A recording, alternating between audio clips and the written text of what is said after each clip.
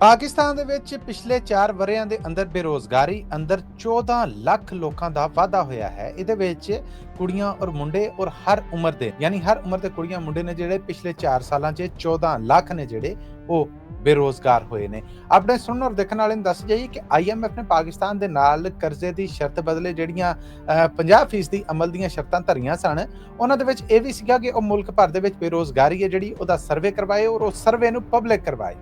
ਇਸ ਕਰਕੇ ਪਾਕਿਸਤਾਨ ਤੋਂ ਲੇਬਰ ਤੇ ਸ਼ੁਮਾਰੀਆਤ ਦੇ ਮਹਿਕਮੇ ਵੱਲੋਂ ਸਰਕਾਰੀ ਪੱਧਰ ਤੇ ਇਕਰਾਰ ਕੀਤਾ ਗਿਆ ਹੈ ਕਿ ਇਸ ਵੇਲੇ ਪਾਕਿਸਤਾਨ ਭਰ ਦੇ ਵਿੱਚ 7.1% ਬੇਰੋਜ਼ਗਾਰੀ ਹੈ, ਜੋ ਪਿਛਲੇ 21 ਸਾਲਾਂ ਦੀ ਸਭ ਤੋਂ ਵੱਡੀ ਬੇਰੋਜ਼ਗਾਰੀ ਹੈ।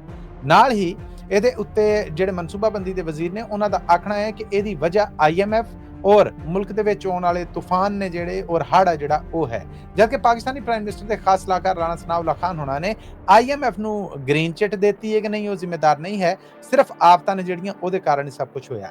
ਪਰ ਇਹ ਅਲਾਰਮਿੰਗ ਕੰਡੀਸ਼ਨ ਦੱਸਦੀ ਹੈ ਕਿ ਇਸ ਵੇਲੇ ਪਾਕਿਸਤਾਨ ਦੇ ਵਿੱਚ ਪਿਛਲੇ 4 ਸਾਲਾਂ 'ਚ 14 ਲੱਖ ਲੋਕਾਂ ਦੇ ਬੇਰੋਜ਼ਗਾਰ ਹੋਣ ਤੋਂ ਬਾਅਦ ਇਸ ਵੇਲੇ ਬੇਰੋਜ਼ਗਾਰੀ ਦੀ ਸ਼ਰ੍ਹਾ 7.1% ਤੇ ਹੈ, ਜੋ ਇੱਕ ਅਲਾਰਮਿੰਗ ਕੰਡੀਸ਼ਨ ਹੈ।